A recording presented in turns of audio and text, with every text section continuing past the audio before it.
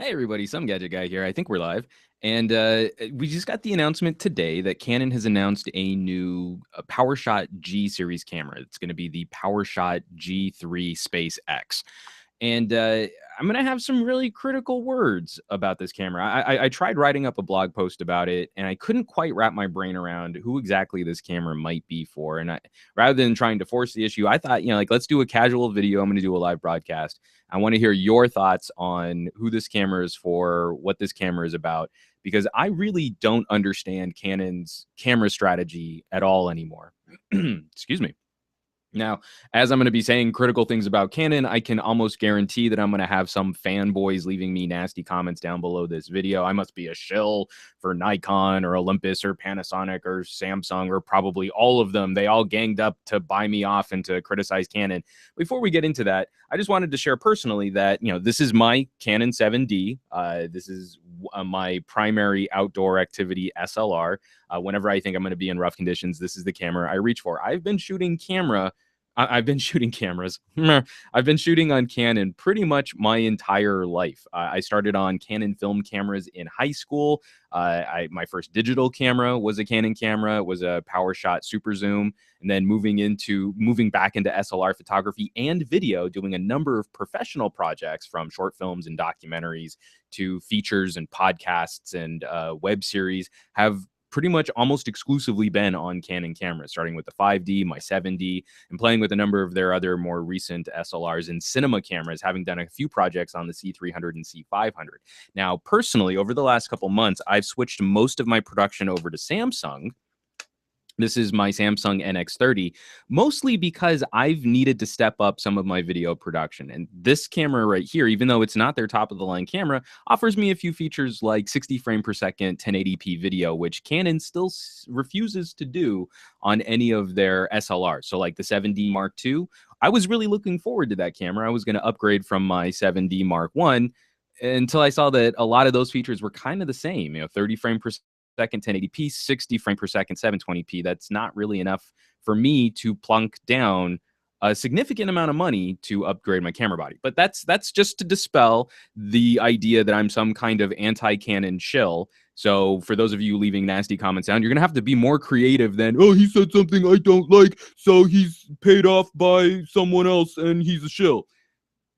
You got to step up your game, guys. Seriously. So anyway, the Canon PowerShot G3X. I'm going to switch over to screen share so we can check out some of the stuff. I'll go over the details and the specs here first. And here's the photo right here. Screen share. Excellent. So this is the G3X, and it looks like a number of Canon's G3 bodies in the past. We're stepping up to a monster zoom. This is a 25x zoom, the equivalent of, let me actually give you the real numbers here. It's the equivalent of a 24 to 600 millimeter lens. But to facilitate that, they had to step down to a smaller image sensor. So the PowerShot GX1 Mark II had a 1.5 inch image sensor. This is going to move us down to a 1 inch image sensor. We do have a flip up, a little pop up flash right there. And we do have the flip up vari angle touchscreen LCD. Let me get to another CD. So you can do your selfies from this camera very, very easily. And just the rear of this camera is going to be inspired by their EOS system of SLRs. So if you're familiar with the switch layout and the button layout on a Canon SLR, this is going to be very similar to how those cameras handle. This is not an interchangeable lens system. This is a fixed lens system, but it does have a pretty monster zoom. Switching back here, let me go to here. One of the interesting things about this is while this is a huge zoom, it does start out with a fairly wide aperture, f2.8, and then it stops itself down to f5.6. This is going to be very common for a number of these types of zoom lenses where you can't really have a fixed aperture across the entire focal range. But I would imagine that at a 600 millimeter equivalency, that long of a zoom, that it probably stops down fairly quickly, that you won't probably be able to keep this wide aperture for very far through the zoom range. And so this is, the other sort of improvements that we're looking at here. They've got a 31 point high-speed autofocus system. It's a Digic 6 image processor. And we do actually move up to a higher resolution sensor. So this is going to be a 20.2 megapixel image sensor as opposed to the last PowerShot G series, which I think was a 13 megapixel sensor, which also, again, gives me a little pause as we're stepping down to a smaller image sensor and stepping up to a higher resolution image sensor, which means all of those photo sites are going to be a little bit smaller. And I do wonder, what will this mean for low light photography, just with less surface area and smaller photo sites to kind of soak up all of that. But here, let me see if I can find one of the corner panels. So one of the other things that I am actually really excited, I'm not really excited, I'm questioning this camera, but I am really happy to see is that we will have dedicated mic and headphone jacks for this camera. So you can input a stereo signal directly into the camera to bypass the microphones built into it. And then you can also monitor. You can monitor directly off of this camera using a headphone jack right there. We will have Wi-Fi. This is a little Wi-Fi symbol right here. And it will have NFC. So in addition to the touch screen, you can also control this via some sort of other smart device. You can tap and pair with a smartphone, connect it to your camera over Wi-Fi, get shots instantly, or probably use it as some kind, use your phone as some kind of remote viewfinder for the camera.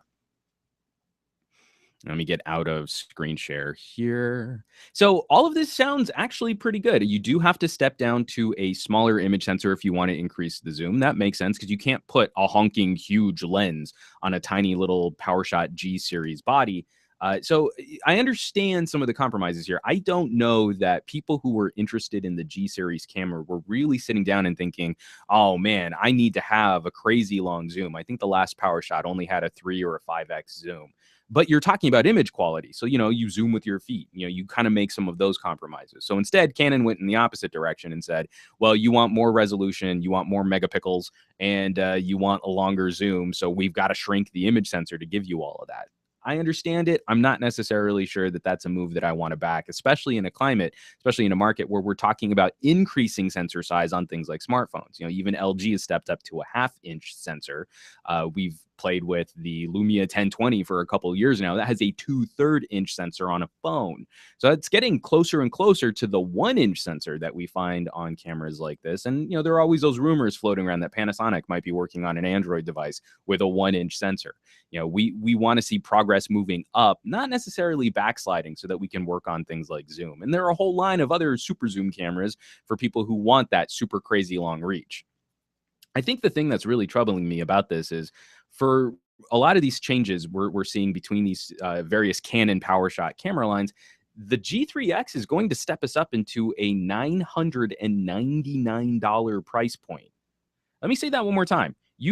If you buy the PowerShot G3X, and these are the right features for you. I'm not saying people shouldn't buy this camera. You guys know me. I'm not going to just sit here and trash a camera and say, hey, nobody buy this. If this has the right set of features for you, if this is the price point that you want to pay for it, and this is going to make you happy, go buy this camera. Mazel tov. L'chaim, whatever it is we want to say that's going to make you excited about this. But I do question Canon's strategy here in releasing a -$1 $1,000 point and shoot camera in an era of tremendous mirrorless options. So, we do have improvements to things like video. This thing can do 1080p at 60 frames per second. It's a feature I've been dying to have on their SLRs. They're going to deliver it here at $1,000 point and shoot camera, but they won't give it to us on a $1,500 SLR body. So I am not sure what Canon's trying to position there outside of trying to make us step up even higher to their cinema cameras. But at $999, you're starting to compete against the Olympus. The Pen EPL7 is a $550 micro 4/3 camera. So yeah, you don't have the same zoom range, but you have enough money left over. You have $450 to buy another lens if you want a zoom lens, and it's an interchangeable lens system. Actually, let me look it up. I think I've got the price right here. At $599, you can move up to a Samsung NX500, which is going to match all of the features on this G3X. Again, it's an interchangeable lens system with an APS-C, a much larger image sensor, and it'll do cinema 4K video. So not just UHD, but the proper 4,000 pixel across 4K video. And it's also very forward featuring a new video codec, which is actually kind of hard to work with now, but it will be the future standard for video. So you'll be well ahead of the curve on a camera body that's $400 less than what Canon is offering on the G3 here. And at $999, you can start stepping up into something like a Sony A7. Okay, so a Sony A7 is a full frame, a full 35 millimeter film style camera, film sized image sensor. Incredible low light performance, amazing depth of field when you pair it with the lens. The body is $998 and on Amazon, so it's $1 less. Now, of course, you will need to buy lenses for that, so you'll crest over that $1,000 price point. But you'll have room to grow, and you'll be doing it on a camera sensor which is remarkably bigger. I mean, just humongous compared to what's going to be packed into this G3X. So is it as convenient? It's not an out-of-the-box solution that directly competes against what Canon is doing here, but I think over the life of someone's photography, over the life of someone shooting video, that's probably a wiser investment when we're talking about dropping $1,000 on something to shoot photos and videos. So I'm really at a loss, guys. I really don't understand Canon's strategy here. This is $200 more than the last generation Powershot and Powershot G. And it doesn't necessarily mean that you're going to get better photos out of it because of changes to things like that image sensor size. Depending on what style of photography you prefer to shoot, you might get better results out of the $200 cheaper G series, which is a little long in the tooth and is quite a bit older. But again, that's kind of a personal preference thing. We can save that for all the angry comments that I'm going to get down below this video. So folks, I want to hear your thoughts on the Powershot G3X.